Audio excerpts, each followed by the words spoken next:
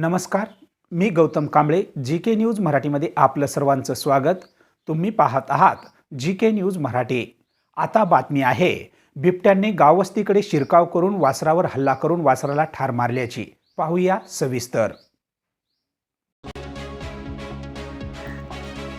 बिबट्याने गाववस्तीकडे धाव घेत वासरावर हल्ला करून वासरास ठार केल्याची घटना नांदेड जिल्ह्यातील माहूर तालुक्यातील मदनापूर येथे दिनांक 11 सप्टेंबर रोजी रात्री 8 वाजताच्या सुमारास घडली आहे.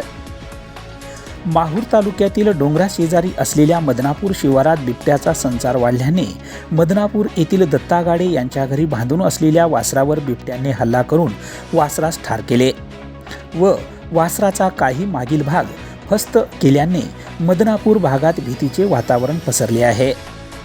या परिसरात बिबट्याचा संचार वाढल्याने माहूर वन विभागाच्या वतीने या भागातील सर्व शेतकऱ्यांना सतर्क राहण्याचा इशारा दिलाय. जी के न्यूज साठी गणेश भारती, माहूर, नांदेड. तुम्ही पाहत आहात महाराष्ट्राच्या कुशीतलं जी के न्यूज मराठी. सात जनतेची, भूमी महाराष्ट्राची.